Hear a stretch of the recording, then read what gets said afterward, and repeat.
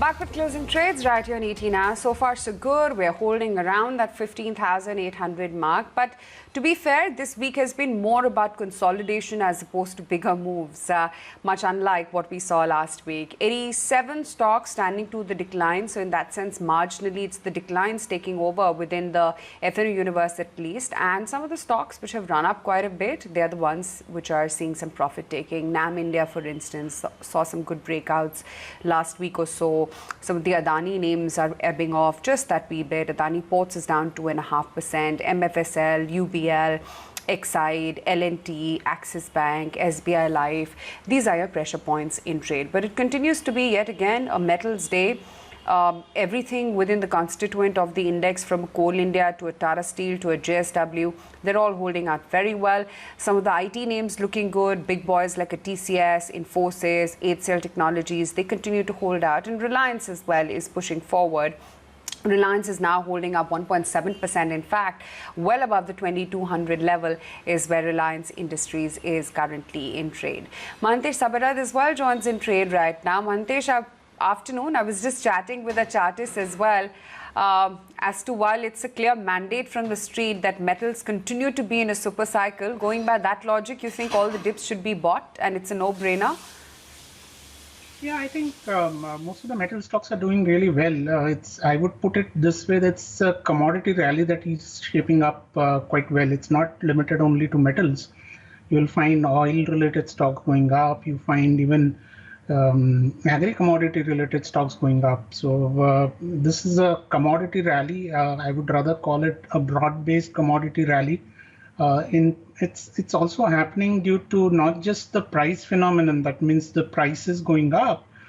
We are also seeing that activity levels are getting boosted. Much of the capex was not being done in the past few years, and that has lifted the utilization levels, capacity utilization levels of most of the stocks or most of the sectors, and that's really helping the commodity rally in a big way. I'm sure this will continue for a few more months.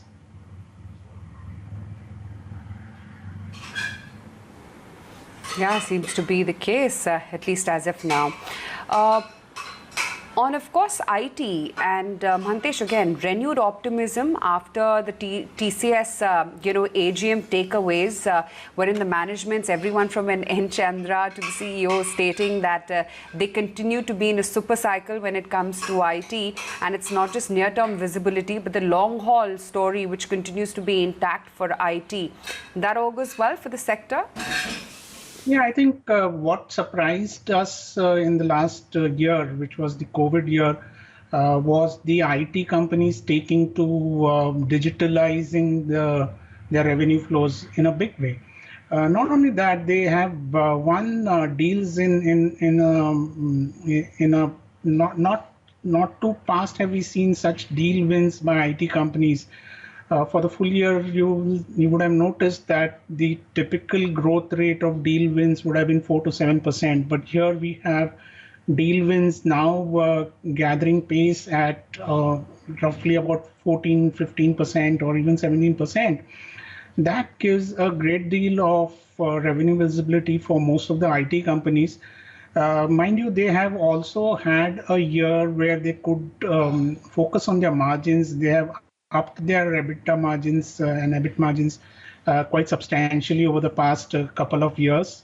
And I therefore see that the upcoming year will be a good year for most of these IT companies.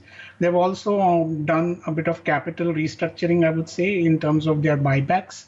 That buybacks have really helped bring in greater EPS visibility. Not just profit visibility, the EPS visibility is far more for most of the IT companies. So I would share that optimism that the management has been talking about, and would look forward to the IT sector actually outperforming the index by a wide margin. Let's also bring on board then Rajesh Palvia, who's joining in on the charts. And Rajesh, where the market's looking buoyant at the current levels, do you think it's going to be the broader markets that will take leadership, or are we likely to see the frontliners continue to outperform? Yeah, good afternoon. So, looking at the setup of the market, my belief is that frontliner will take a lead, and the kind of accumulation activity which we have seen in last couple of days in the frontline stocks, it's showing that now this rally will continue with the help of frontliner. Yeah, but quality mid cap stocks will also perform because the some quality mid cap stocks are also doing good, and a lot of accumulation activity has been seen in a mid cap space also. But my belief is that sector like pharma, IT, metal, these three sectors are looking very promising, and especially in today's session, all three sectors are showing very good strength, and the stock from all these three sectors are showing good buying interest. So my belief is that these three sector will take a lead, and this rally is likely to continue further, and maybe Nifty can surpass 16,000 level in coming weeks. So the very looking at the setup, my belief is that till we are holding above 15,700, 15,650 level, buy on dip should be the strategy in the market. And the sector which we like at the current juncture, based on the setup, based on the derivative setup, that pharma, IT, and metal space. So let's talk pharma then in greater detail, Rajesh. Where is it that you're sensing opportunity? Would you be handpicking some of the large cap stocks, or is there a lot of opportunity in some of the mid cap names too? So from pharma space, we like Aurobindo Pharma, and looking at the setup for Aurobindo Pharma since last 8-10 session, stock was consolidating in a very narrow range, and in today's session we have seen a huge addition in the open interest, and stock managed to give this range breakout. And looking at the setup, we believe that Aurobindo Pharma can rally further higher towards 1050, 1060 level in the coming trading session. One can buy this Aurobindo Pharma at the current level with stop loss of 990. Another stock from pharma large cap, that is Dr. Reddy, is looking very promising. Even if you look at the weekly as well as the daily setup, the stock has managed to give breakout of its last 5-week consolidation range, and the kind of open interest addition and call writers are unwinding their position at 5400, 5450, even 5500 strike are showing huge unwinding action. So it clearly suggests that that Dr. Reddy may rally from the current level, and maybe possibly we can see a target of 5550 to 5600 in very short period of time. So one can keep stop loss of 5400 to buy Dr. Reddy also.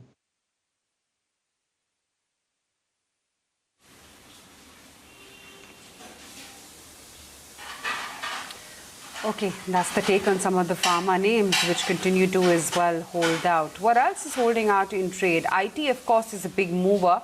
Along with that, it's not just benchmark or frontline IT names, but even in emphasis, for instance, that's holding up quite smartly, seeing good OI build up as well when it comes to IT as we speak right now. In fact, most stocks within the IT gamut, everything from a Coforge to an LT Technologies, LT Infotech, TechM, Wipro, Emphasis, what have you, the entire pack is looking very, very lively. Kunal, clearly renewed optimism after the takeaways from the TCS management on the sidelines of the AGM. How would you approach IT right now for those who are looking to add positions, those who are looking to profit take, and those who are looking to buy afresh?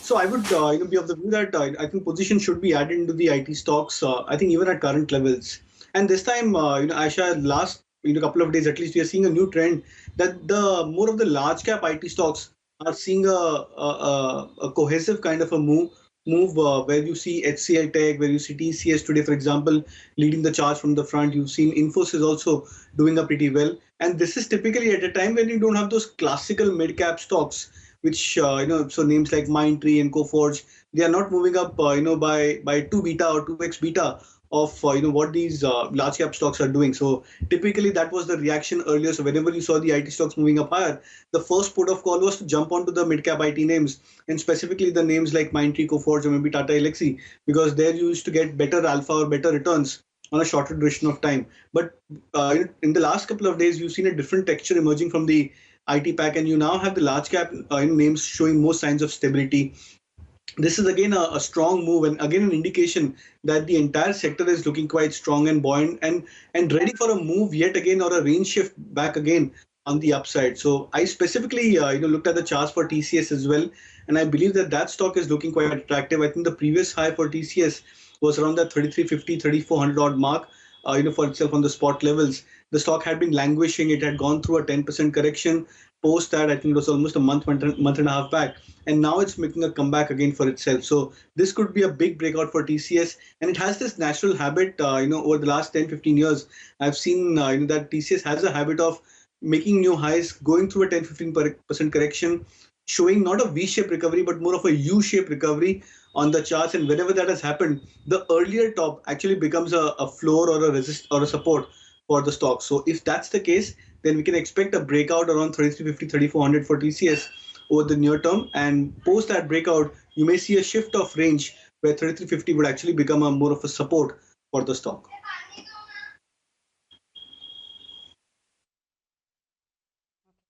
Well, just today on the sidelines of the big picture, we were trying to gauge with Hiren Ved as to where are the opportunities going forward, whether or not the cyclical recovery is in place, how much more legs and headroom does it have, and of course, which are the leaders of tomorrow. So here's a slice of the conversation that we had with both JSPL as well as ICICI Securities. The production is less, the steel consumption is very high.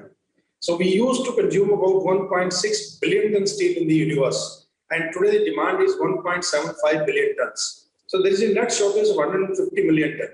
The country produces, India produces only 110 million ton maximum. And you can imagine if the second largest steel producer in the world produces only 110 million, then the demand supply gap is too wide. So the steel plants take a lot of time to commission and to come on the production. It takes about, in Indian conditions, if it is a greenfield project, that takes about 5 to 7 years time to start a new plant. So today we have 135 million ton of capacity available, but utilization is only 110 million ton because of the resources are not there. And finally, India needs to go to 300 million ton overall steel production and consumption by 2030. So the gap is very wide. Gap is 165 million ton. That means 16 or 17 plants of 10 million ton each are required to be installed in this country, or the existing players will have to double their capacities so that by 2025 or 2026 we reach to a level about 170, 180 million ton. So overall, I would say this demand is going to sustain, and the stimulus package is being declared by the countries like US and Europe and also China. They will keep on pulling the material. And the iron ore prices are going up everywhere. You have seen that in India, the iron ore price has gone up by 200% in last 7 years. I think you've raised a question that we've been asking ourselves as well through this last few quarters of pandemic that we've experienced. And to be honest, I would say that my thoughts on this has gradually been evolving as I've been thinking and observing, the marketplace. So let me share how, we've been thinking about this. The point when, had you asked me this question maybe 4-5 months back, my answer would have been around what you sort of alluded to in your question itself. That yes, there has been a surge up on account of various factors, which includes the factors that you brought out in terms of simply availability, but it's also to do with certain further enabling facts, which is the competing markets, be it the fixed income market or be it the mutual fund industry, had a very tepid, lukewarm sort of attraction to these investors. So more money flowing in there, added perhaps to this whole wave. And let's not forget India's penetration into financial markets, particularly equity markets, is abysmally low. So in a way, it is a trend waiting to catch up with what happens as India goes through its own economic journey. It has got to start someday. Perhaps the pandemic has sort of in a way triggered that kind of a journey in that direction at an accelerated. Okay, that's the word in from both JSPL as well as ICICI Securities. Mantesh, wanted your sense on these platform companies, right? One would have thought that it's only India Mart which actually qualifies for a platform company, but there have been existing names like an ICICI Securities as well, for instance, broadening the gamut, adding more profiles and features to the company. Is this the space of these new age companies trying to evolve with the times in the post-pandemic digitization focus era, which should also be of interest to investors? I think we did talk about how the digitization is helping IT companies usher in newer revenues for themselves. Likewise, the platform companies who are offering consumer-facing platforms are set to do well. You did not mention upcoming IPOs such as that of the Zomatos of the world, which are likely to offer great digitization kind of place for investors. And you will also notice that existing consumer-oriented companies are also set to do well. We already have the likes of a Jubilant Food or even the McDonald's through Westlife development listed in the market. They are rapidly digitizing their revenues as well. The digital flows are much higher for them given this pandemic situation where you have forced lockdowns periodically being set in. So in such a situation, such platform companies will do really well. But then you have to be very careful that are these revenues adding to their already existing revenue streams, or are they just doing their own revenue cannibalization? So if that is going to happen, that is revenue cannibalization is going to happen, I would be a little skeptical of such companies. So ICICI Securities that you now talked of is one such company which is actually perhaps doing cannibalization of its own revenue streams. I would be very careful about such platform companies, but the rest are really doing well.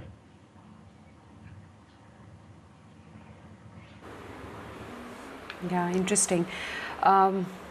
That's the take coming in on ICICI Securities. Just want to check in on what an India Mart as well is up to, because this was the post-pandemic discovery when back in 2020 everyone discovered the story, and we've already seen history's proof as to how lucrative this investment has turned out to be. Rajesh, on the charts for both ICICI Securities and India Mart. Mart is in corrective mode, and if you look at the long-term setup for the stock, after hitting a high of around 99.50, stock is now continuously showing some bit of selling pressure at the higher level. And looking at the near-term to short-term setup, my belief is that some more pressure we can see in the stock towards 6500, 6500 could be the next support area for the stock.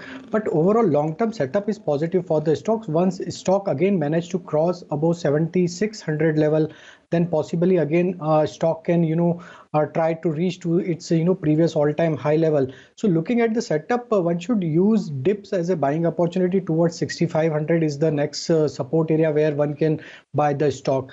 Looking at the ICICI Security chart, after showing a decent rally, stock since last 10-15 trading session, it's in consolidation range, and the range is like 570 to 620 is the range where stock is consolidating since last 10-15 trading session.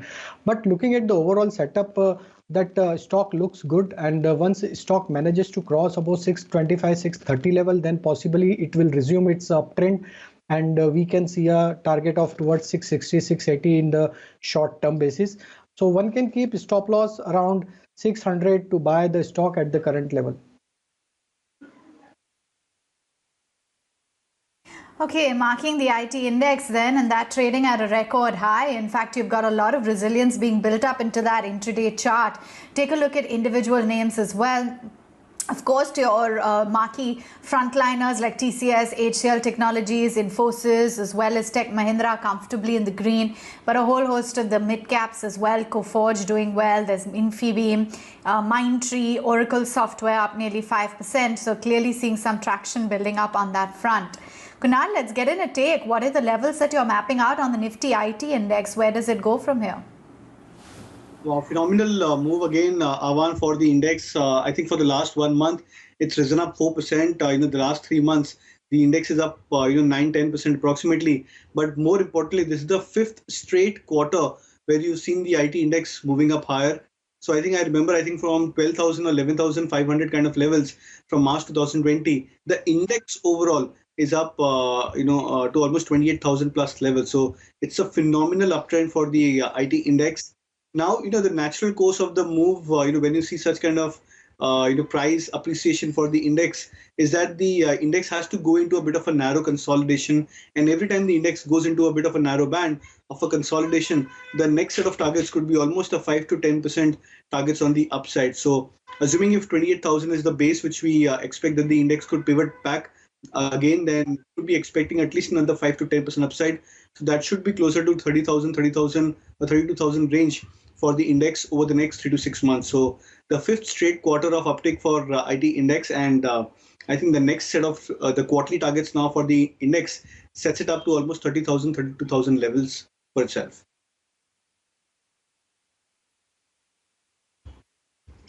Okay, fair enough. That's the levels to be monitored when it comes to the IT basket. And Mahatesh, curious as to what your outlook is within the IT space and what kind of traction you're expecting going forward. Let me just bring one perspective about the IT index that has really surprised us in the past 1 year. I've never seen an infy double in a year. Infosys, in the recent past, it did used to rally quite sharply in more than a decade ago or thereabouts. But for the past 1 year, it's one stock that has really given fantastic return. It's a frontline, mind you. So from an outlook perspective, when we find that the IT companies are upbeat in terms of their guidance, in terms of their body language, in terms of their transformation itself that they're doing for their own businesses, gives us great deal of confidence about where these companies can go. I'm sure that while we may not see a doubling up of an Infosys again, but we will surely see Infosys riding the rally quite smartly up. And I'm not limiting my discussion to Infosys alone. You will have the other large cap IT names also following suit. Wipro has also done phenomenally well in the past 1 year. If I were to single out any other IT company to just name a few. And I think with the US opening up in terms of its economy and showing a sharp rebound, should augur really well for most of the IT companies who are US facing. So would remain upbeat in terms of the IT sector, would in fact suggest investors to be overweight on the sector.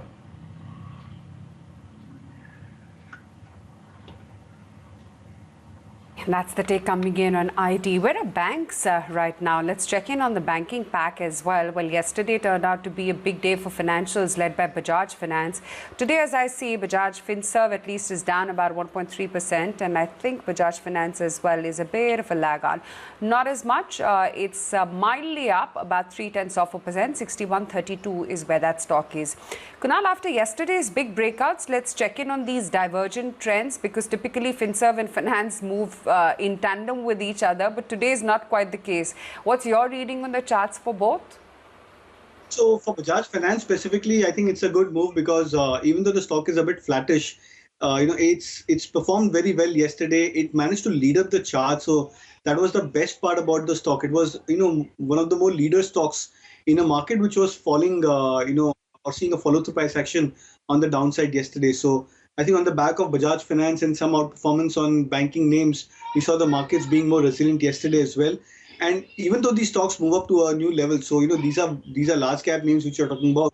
And when these stocks break out of their psychological resistances, it's a very natural reaction that these stocks gradually consolidate, take some time off. The indicators cool off, the volumes ebb off, profit booking happens, and variety of those strategies they take place into these names. And once that happens, once that settles off, the stock gets ready for one more round of up move. So I believe that these are essentially very good moves which you're seeing into stock prices, because after a couple of days of rally or after 1 or 2 days of rally, if you see the stock graduating and staying lower rather than not correcting, very sharply, that's a very mature reaction from the stocks. Specifically for Bajaj Finance, I believe that looking at the data on options as well as on the F&O side, I would expect that 60 to 50, 6300 should be the next level of targets for the very near term. And for Bajaj Finserv, on the other hand, I would expect closer to 12,000, 12,200 x the next set of a short-term target for itself.